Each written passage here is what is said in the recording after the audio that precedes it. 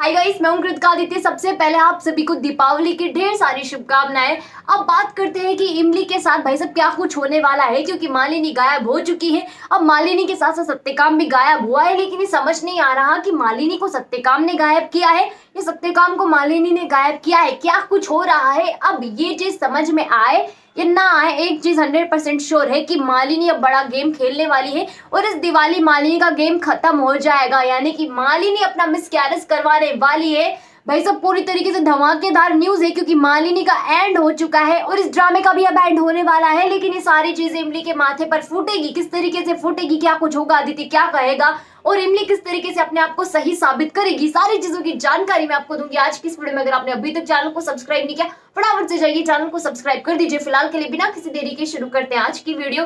तो आप देखेंगे कि मालिनी यहाँ पर भाई सब गायब हो जाती है आदित्य इमली के बीच में, इस तरीके से दूरियां पैदा करके मालिनी हमेशा के लिए गायब हो चुकी है, भी हमेशा के लिए गायब नहीं है। असल मालिनी खुद ब खुद ही वहां से चली जाती है और सारा इल्जाम डाल देती है सत्यकाम के ऊपर। अब दोनों माँ और बेटी मिलकर यहाँ सत्यकाम को भी फंसा देती है और सत्यकाम के साथ भी वही सारा खेल करती है जो आदित्य के वक्त उसने किया था ना, यानी कि सत्यकाम को भड़का दिया था। लेकिन इस बार वो सत्यकाम को भड़काएगी नहीं, बल्कि उसका इस्तेमाल करेगी इमली को फंसाने के लिए। मालिनी ने यहाँ पर पहले ही साफ जाहिर कर दिया है कि सत्यकाम से उसके बच्चे को खतरा है। भाई साहब वो सत्यकाम यहाँ पर उसके बच्चे की जान ले सकता है। सभी घर वालों के दिमाग में ये थिंक उसने डाल दी है। अब आगे आने वाले दिनों में आप देखोगे कि मालिनी इसी चीज का फायदा उठाती है और सबके सामने सत्यकाम को भाई साहब पूरी तरीके से गुनहगार साबित कर देती है। मालिनी यहाँ पर रोती धोती आती है, कहने का मतलब ये है कि बिलखती हुई आती है, सबसे कहती है कि हाय राम, मेरा बच्चा यहाँ पर गायब हो चुका है, मेरे बच्चे को किसी ने मार दिया, यानी कि मेरा मिसकैरेज हो चुका है। सारा ड्रामा वो बवाल मचा देती, पूरे घर में भाई सब तूफान आंधी सब आ जाते हैं। दिवाली धरी की धरी रह जाती है। इस दिवाली भाई सब भयंकर तरीके के ट्विस्ट और धमाके,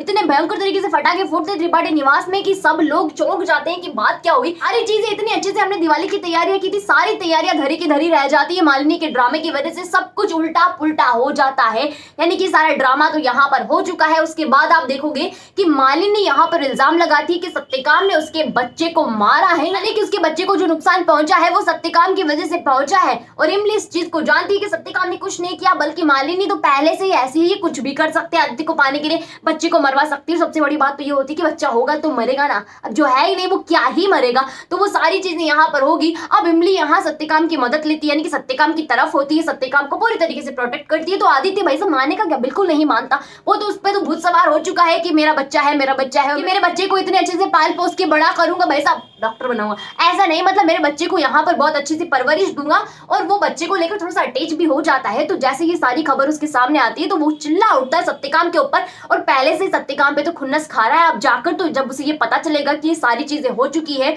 तो उसके बाद तो सत्यकाम को वैसे मार ही ना डाले वो। लेकिन जैसे सत्यकाम को बचाने इमली आ जाती है तो आदित्य सत्यकाम से ज्यादा इमली से नफरत करने लग जाता है और फिर इमली से कहता है कि तुम्हें यहाँ पर अपने दादा को बचाने नहीं चाहिए। भाई साहब फिर दोनों के बीच में भयंकर महाभारत होती है, लेकिन एंड ऐसा होता है कि सत्यकाम सारी चीजों को सामने ले आता है। अब जब उसकी एंट्री हुई है तो इस तरीके से नहीं होगी, यानी कि वो मामला सॉर्ट आउट करके ही जाएगा। वो मामला यहाँ पर सॉर्ट आउट होता है। इमली पूरी तरीके से अपने आप को और अपने दादा को बचाने की पूरी कोशिश करती है, सारे सबूत यहाँ पर जुटाती है। सबूत जुटाने के बाद जब आदित्य को दिखाती है कि आपकी मालिनी दीदी का असली चेहरा क्या है, तब फिर उसे यकीन होता है कि भाई साहब मालिनी किस तरीके की प्राणी है और ये सारी चीजें होगी, यानी कि धमाके तगड़े वाले होने वाले हैं, सारी चीजें होंगी। अगर आपको वीडियो अच्छी लगी हो तो वीडियो को लाइक कीजिएगा, शेयर कीजिएगा, कमेंट करके मुझे ये बताइएगा कि आप मालिनी को एक्सपोज होता देखना चाहते हो या नहीं देखना चाहते। आप इन सभी ट्रैक के लिए कितने ज्यादा एक्साइटेड हो नहीं हो, क्या कुछ हो, ये चीज मुझे कमेंट सेक्शन में कमेंट करके जरूर बताओ। जिन लोगों ने मेरे चैनल को सब्सक्राइब नहीं किया फटाफट से जाइए चैनल को सब्सक्राइब कर दीजिए।